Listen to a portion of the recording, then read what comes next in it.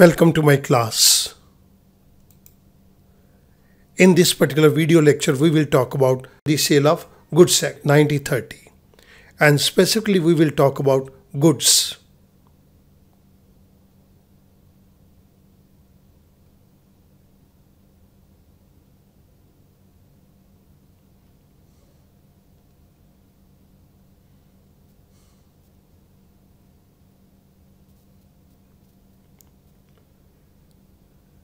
Let's move on to the topic of goods.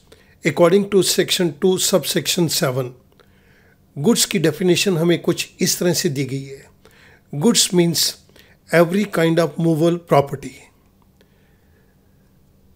So goods की definition के अंदर हम movable property को include करेंगे. Other than actionable claims and money, हम actionable claim और money को exclude करेंगे. गुड्स की डेफिनेशन के अंदर मूवेबल प्रॉपर्टी को इंक्लूड किया जाएगा, एक्शनेबल क्लेम और मनी को एक्सक्लूड करेंगे. और गुड्स की डेफिनेशन इंक्लूड करती है stock and shares, growing crop, grass and things attached to or forming part of the land. वो सारी चीज़ें जो ज़मीन के साथ जुड़ी हुई हैं और ज़मीन का हिस्सा बन जाती हैं.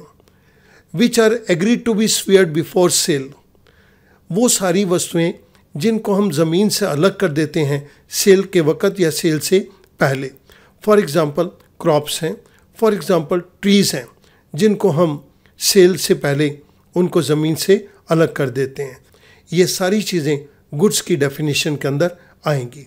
आइएगा इस डेफिनेशन को थोड़ा सा इलेबोरेट करते हैं. Goods section 2 subsection 7. The definition of the term goods also states that it includes stocks and shares. इसके अंदर हम मूवेबल गुड्स को तो इंक्लूड करेंगे ही, इसके अंदर हम स्टॉक एंड शेयर्स को भी इंक्लूड करेंगे. ग्रोइंग क्रॉप और ग्रास भी इस डेफिनेशन के अंदर इंक्लूड की गई है because they are to be severed from the land. इसको हम बेचने से पहले ज़मीन से अलग कर देते हैं. Things attach to or forming part of the land, वो सारी चीज़ें जो ज़मीन के साथ जुड़ी हुई हैं और ज़मीन का हिस्सा बन जाती हैं. Which are agreed to be severed, जिसके लिए हमने एग्री किया है कि इनको हम ज़मीन से अलग कर देंगे बिफोर सेल. सेल से पहले हम इन चीज़ों को अलग कर देंगे. For example trees which are agreed to be severed before sale, जो कि सेल से पहले एग्री कर दिए हैं कि हम इनको अलग कर देंगे under the contract of sale. They all are goods. लेकिन इसके अंदर दो चीज़ें स्पेसिफिकली कही गई हैं जो कि गुड्स का हिस्सा नहीं है. Money and actionable claim, they are excluded from the definition of goods. तो गुड्स की डेफिनेशन के अंदर कुछ चीज़ों को इंक्लूड किया गया है और कुछ चीज़ों को एक्सक्लूड किया गया है. According to section 2 subsection 7 and the various courts judgments, the subject matter of the contract of sale includes the following. जो चीज़ें डेफिनेशन के अंदर दी गई हैं वो तो गुड्स की अंदर आएंगी ही, लेकिन कुछ कोर्ट्स की जजमेंट के द्वारा कुछ चीज़ों को हमने गुड्स की कैटेगरी के अंदर डाल दिया है. मैं यहाँ पर आपके सामने 8 पॉइंट्स को लिख रहा हूँ और इन सभी पॉइंट्स को मैं आपके सामने डिफरेंट स्लाइड्स के ऊपर टेक अप कर रहा हूँ. सबसे पहली चीज़ स्टूडेंट याद रखेंगे, all kinds of movable properties, जो भी मूवेबल असेट हैं they all form part of the goods. Second point से 8th पॉइंट तक मैं आपको अलग अलग स्लाइड्स के ऊपर इन चीज़ों को एक्सप्लेन करूंगा. तो स्टूडेंट यहाँ पर हमारे पास फर्स्ट पॉइंट था inclusion of all movable assets. जो भी मूवेबल असेट है the sales of goods act के अंदर गुड्स की डेफिनेशन के अंदर आती है. Second point, stock and after the allotment shares have been included in the goods. हमने स्टॉक को भी और जब शेयर्स को अलॉट कर दिया तो शेयर्स भी गुड्स की परिभाषा के अंदर इंक्लूड कर दिए. यहाँ पर एक क्वेश्चन आता है, ये स्टॉक क्या चीज़ है? आप देखिएगा, share holding of mister A in XYZ limited. एक कंपनी के अंदर मिस्टर ए की शेयर होल्डिंग कुछ इस तरह से है. 100 रुपीज़ के उसके पास 100 शेयर्स हैं. It means amount is ₹10,000. 50 rupees के XYZ लिमिटेड कंपनी के 100 शेयर्स हैं. That is for ₹5,000। 10 रुपीज़ के XYZ लिमिटेड के 100 शेयर्स हैं, दैट इज़ फॉर ₹1,000। तो अगर ये टोटल देखा जाए तो मिस्टर ए के पास XYZ लिमिटेड के 16,000 रुपीज़ के शेयर्स हैं। This is the total value of shares. Mister A के 3 बेटे हैं XYZ। मिस्टर ए अपने इन तीनों बेटों के अंदर इक्वल डिस्ट्रीब्यूशन करना चाहता है इन शेयर्स का, लेकिन अगर हम इक्वल डिस्ट्रीब्यूशन करना चाहें तो it is not possible. Mister A XYZ limited company के पास ये 300 शेयर वापस कर देता है। कंपनी उसके बदले में it can issue 3 certificates of equal value. Company mister A को 3 सर्टिफिकेट इशू कर देगी ऑफ इक्वल वैल्यू। ये 3 सर्टिफिकेट कहलाएंगे स्टॉक। अब मिस्टर एक्स, मिस्टर वाई और मिस्टर जेड के नाम के ऊपर 5,333.33 पैसा इस अमाउंट के शेयर इन तीनों बच्चों के नाम के ऊपर, इन तीनों बेटों के नाम के ऊपर इशू किए जा सकते हैं। जब ये सारे शेयर सर्टिफिकेट कंपनी को वापस करके कंपनी से 3 शेयर सर्टिफिकेट ले लिए गए of equal denomination, then we call these 3 certificates as stock. तो ये स्टॉक भी गुड्स का हिस्सा है। The third point is things attached to land can be subject matter of contract of sale. For example, growing crop, grass, trees, etc. provided they are swayed from the land under the contract of sale. Sale के contract के अंदर जब हम इन चीज़ों को ज़मीन से अलग कर देंगे, then they form part of the goods.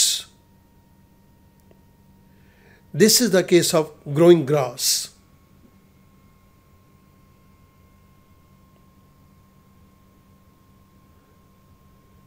Trees,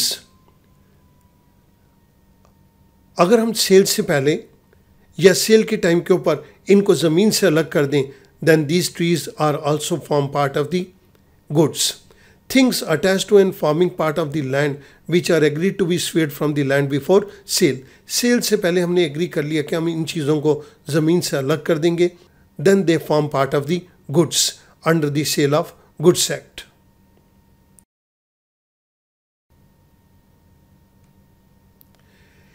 Electricity, water and gas, they all are goods.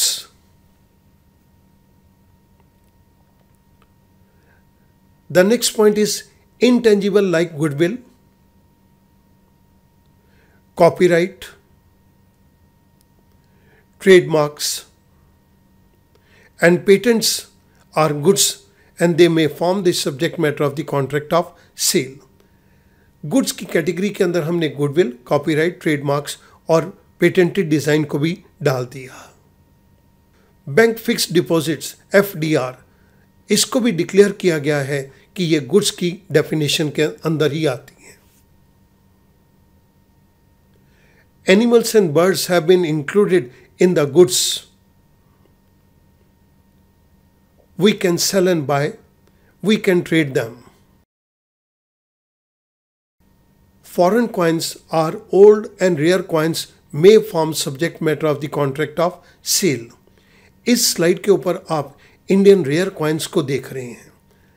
All these can be bought and sold in the market. Next slide के ऊपर आप यहाँ पर कुछ फॉरेन कॉइन्स को देख रहे हैं। These can be bought and sold as a goods.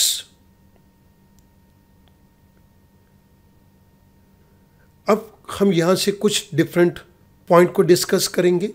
From this onwards, we will talk about all those things which are not included in the definition of goods. The first one in this category is actionable claim. The second one is money. And the third one is immovable property. They do not fall in the category of goods. Following matters are not included in the goods. Actionable claims are not goods. An actionable claim means a claim to any debt. Claim to any debt means मैंने किसी व्यक्ति को पैसा उधार दिया हुआ है और मैं उससे पैसे को रिकवर करना चाहता हूँ, तो ये रिकवरी मैं कोर्ट के माध्यम के थ्रू ही कर सकता हूँ। That is actionable claim. या actionable claim means any beneficial interest in movable property not in possession. एक मूवेबल प्रॉपर्टी के ऊपर मेरा अधिकार है लेकिन वो मेरे कब्जे के अंदर नहीं है, मैं उस मूवेबल प्रॉपर्टी को प्राप्त करना चाहता हूँ, इसके लिए मैं कोर्ट के अंदर सूट फाइल करके ही उसको रिकवर कर सकता हूँ। This is an actionable claim. It is a claim which can only be enforce through legal actions in a court. ये एक ऐसा क्लेम है जिसको प्राप्त करने के लिए आप कोर्ट के थ्रू ही एक्शन ले सकते हैं। A debt due from one person to another is an actionable claim and it cannot be bought or sold as goods. मैंने एक व्यक्ति को कुछ पैसा लोन पे दिया है, मैं उस व्यक्ति से इस लोन को रिकवर करना चाहता हूँ और वो व्यक्ति मुझे लोन की रिपेमेंट नहीं कर रहा, तो मैं कोर्ट के अंदर केस फाइल करके उस व्यक्ति से ये पैसा रिकवर कर सकता हूँ। मैं अपना अधिकार as goods I can not sell it to anyone else. So ये वाला राइट ना तो परचेज किया जा सकता है ना ही बेचा जा सकता है। Second point is money. Money is not included in the definition of goods. Here money means current money and not old rare coins. जो करेंसी इस वक्त चलन में है, इस वक्त प्रिवेलेंट है, इस वक्त चल रही है, दैट इज करंट मनी। आप ये एग्जाम्पल देख सकते हैं करंट मनी के। It is not regarded goods. इस करेंसी को हम गुड्स नहीं मानेंगे। It is a medium of exchange through which goods can be bought. ये तो एक जरिया है चीज़ों को खरीदने और बेचने का। Similarly currency notes are not goods according to section 29 of RBI act. Currency notes are not goods.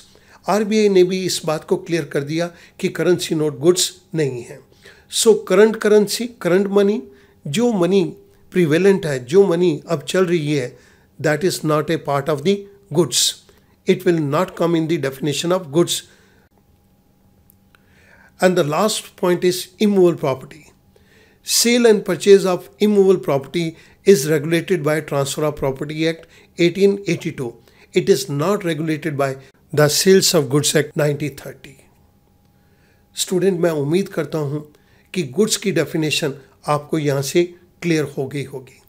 Goods की डेफिनेशन के अंदर हमने सारी मूवेबल एसेट्स ली, हमने शेयर्स और स्टॉक को लिया और हमने इसके अंदर वो सारी चीज़ें ली जो ज़मीन के साथ जुड़ी हुई हैं लेकिन जिनको हम सेल से पहले ज़मीन से अलग कर देंगे। For example growing crop, growing grass, trees etcetera.